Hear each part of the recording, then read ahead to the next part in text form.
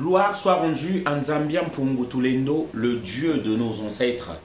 Oui, je suis très heureux et très sûr de moi, fier, lorsqu'aujourd'hui j'ai retrouvé le chemin de mes ancêtres et le Dieu qu'ils adoraient.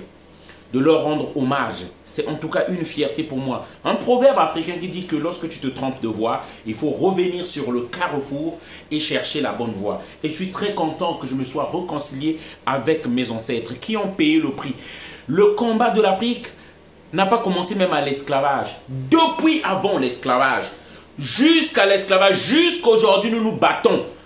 Nous qui parlons aujourd'hui, qui prenons des risques, nous nous battons, nous continuons le combat de Soundiata Keita.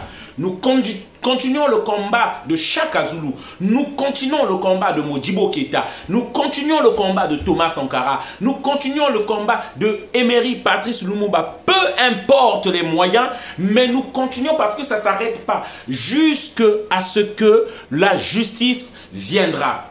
Voilà.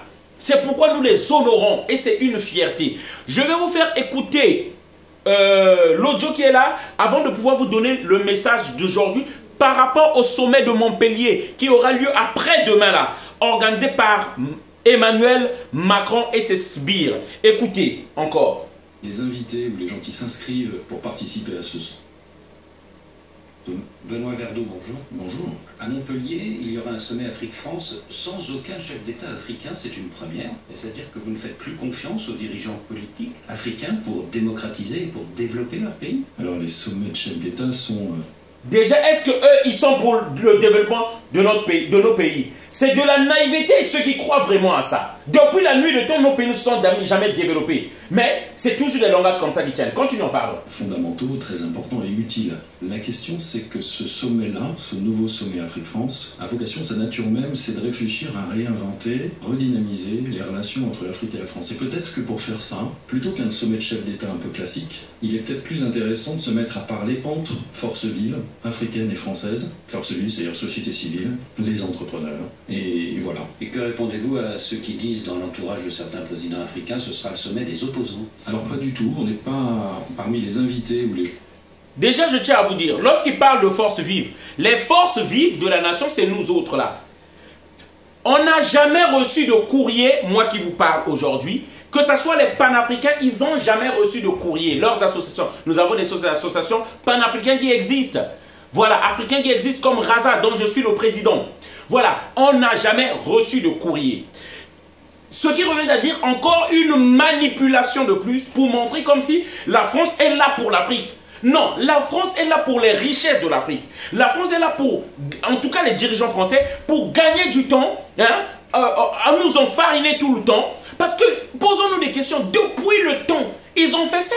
Ils ont fait ça avec les Aimé Césaire. Ils ont fait ça avec les dirigeants d'Afrique. Qu'est-ce qui a changé? Déjà, si la France, les dirigeants français nous aimaient, si les dirigeants français c'était les amis de l'Afrique comme ils le disent, pour leur minerai, ils sont des amis. Qu'ils régularisent d'abord tous les fils d'Afrique qui sont ici. Tous ces fils d'Afrique d'où ils prennent les richesses, d'où ils pillent les richesses, le Gabon, la Côte d'Ivoire, le Congo, qu'ils régularisent tout ce monde-là. S'ils étaient aussi généreux que ça, s'ils nous émettons, s'ils partaient même nous secourir au Mali, dans le Sahel, contre les terroristes, si nous émettons, qu'ils commencent déjà à régulariser tous ces sans-papiers qui sont ici. C'est pour vous dire, c'est de la fumisterie, c'est de l'enfumage, c'est encore pour gagner du temps, c'est de la manipulation, chers amis. Donc, le sommet du 8 octobre à Montpellier, 2021 à Montpellier, c'est encore une fois de plus faire marcher les Africains. Mais jusqu'à quand nous allons avoir cette naïveté? Il faut que cette naïveté finisse un moment. La France n'enlèvera jamais son genou du cou de l'Afrique. La France dépend de l'Afrique. La France a sa place dans le concert des nations et à l'ONU en siège grâce aux 14 pays africains qui tirent derrière elle. C'est de ça qu'il s'agit. Lorsque vous voulez vous libérer comme le Mali, voilà qu'il panique.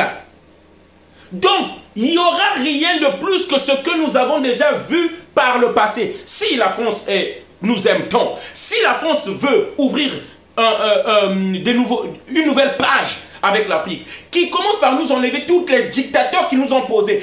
Denis Sassou Nguesso, le 5 juin 1997, c'est eux qui l'ont posé. Ouattara, 2011, c'est avril 2011 en Côte d'Ivoire, c'est eux qui l'ont posé. C'est eux qui ont remplacé Ali Bongo. Voilà. Du Togo, Faure Gnassingbé, c'est lui qui l'ont mis. Voilà. Et les exemples sont les gens. C'est eux qui manipulent Macky Sall au Sénégal. S'ils veulent faire changer les choses, qui commencent déjà par enlever les dictateurs criminels comme Denis Sassou Nguesso au pouvoir. C'est de ça qu'il s'agit. Ils ne pouvaient pas faire la continuité avec Idriss Déby Kaka le fils. Hein? Donc, chers amis, en fait, on va nous faire encore faire perdre du temps de plus. Et nous disons à tous ceux qui vont là-bas que vous n'êtes que des corrompus. Parce que si vous êtes éveillés, intellectuels, que vous êtes, ils vont prendre les enfants des présidents, ils vont prendre les enfants des élus des pays, ils vont prendre des, comment on les appelle, des bounty qui sont dans la tête. Tout est fait pour le colonisateur. C'est cela qu'on va nous prendre. Parce qu'on n'a jamais reçu, nous qui faisons des marches sur la place de Paris, nous qui revendiquons sur la place de Paris, nous qui faisons les métros sur la place de Paris, on n'a reçu aucune invitation. Parce qu'ils savent, c'est là que les vérités devaient sortir. C'est là qu'on leur devait dire des choses sans avoir foi dans les yeux. Voilà, des yeux dans les yeux. C'est ça. Donc, chers amis, nous disons, tous ceux qui iront là-bas sont des traîtres. Voilà. Il s'agit de ça. Ils sont que des traîtres. Si la France nous aime tant qu'ils commencent déjà à régulariser tous ces fils qui sont ici. Tous ces Africains qui seront là-bas, sachez, Africains, regardez-les. C'est ceux-là qui sont en train de vendre et de trahir l'Afrique. J'en ai terminé. Faites partager la vidéo. Merci encore pour tout le monde. On est ensemble. Le sommet de Montpellier, là, c'est une fumisterie, c'est de l'enfumage, c'est encore de la manipulation. C'est ce que vous pouvez retenir. Et la France ne voudra jamais libérer l'Afrique. C'est pas possible. Sinon, c'est de la naïveté. Voilà le message.